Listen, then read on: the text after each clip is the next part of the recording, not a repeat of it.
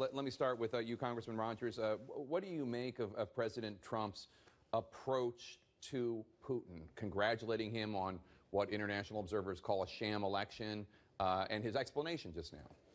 Listen, that in and of itself could be acceptable if he had a more public pressure campaign back on Putin, and that's what's missing in this whole thing. So think about what just happened. We had acknowledgement that the Russians were in our electric grid. They had cyber intrusions into the U.S. electric grid, which is really dangerous not to our national security, but public health and safety as well. That just happened. The 13 indictments of Russians who we know were engaged in trying to influence the U.S. election. All of that just happened. He killed a spy in Great Britain as well. So without any at least context of, hey, we're going to start pushing back on this guy. Yeah, okay, you want to call up and say, congratulations, nice win, but we're not going anywhere. We're going to pressure you here. We're going to ask for this. We're going to do this.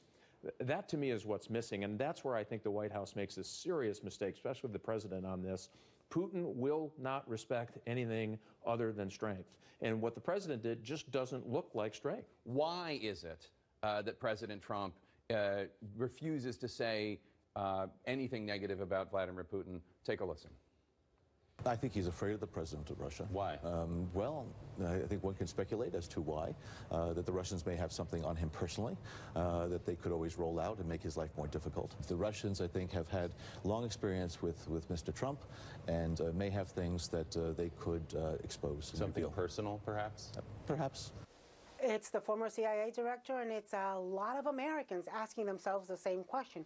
Why is it that Donald Trump, who is not shy and has no qualms about being negative and criticizing and attacking practically anybody and anything else, seems to walk around on eggshells and treat Putin with silk gloves and a little feather? It makes absolutely no sense, and it's got to lead you to the conclusion of, wondering, what do the Russians have on Donald Trump? What does Vladimir Putin have on Donald Trump that the leader of the free world, the leader of the United States, is incapable of speaking up against a poisoning on the soil of our greatest ally, England, is incapable of speaking up against the meddling in our U.S. elections? Look, I guess he could congratulate Putin in the fact that he stole an election that was not in the United States. I guess that's one positive. But let me play devil's advocate here. President Trump, he's the big enchilada. He gets to decide. National security advisors maybe they're smarter, maybe they know a lot more about the history of the region or what's appropriate, what's not appropriate. Maybe what the president said isn't what you wish he said. But he's the president. He gets to decide. What you want is you want it a part of a broader policy. So if the policy is to not go after Putin publicly for a whole host of reasons, then they should articulate why they're not doing that. I fear that what's happening is the president is just being a little bit impetuous when he makes these decisions. And so when you do that, that's not a policy. That is not a program to push back on the Russians. And I think that's why his national security team is saying, listen, you don't want to congratulate him. He just pulled off a fraudulent election. He's certainly been meddling in U.S. Elections, trying to influence the race with regular Americans. He's being more aggressive in Syria. He's being more aggressive in going after people who have left his care and custody, the spy in the UK.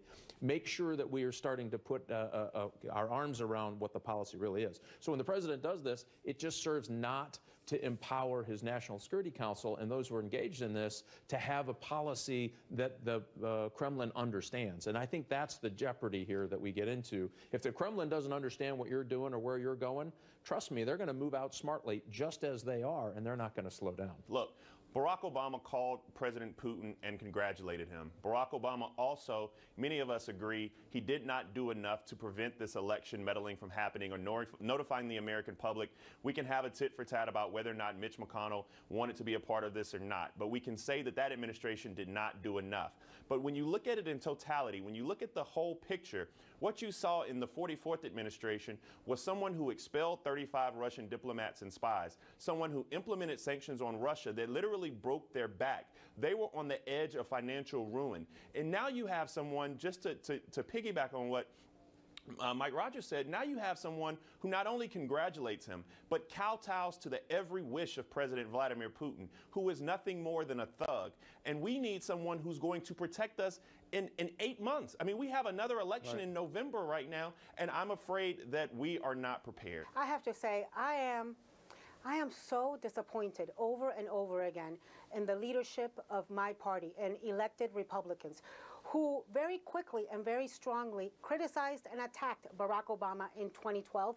And along the way, every time he tried a reset with Russia, every time he capitulated to Russia, every time he reached out to Russia, I was very critical of Barack Obama for that. I was critical of him for legitimizing Raul Castro in Cuba.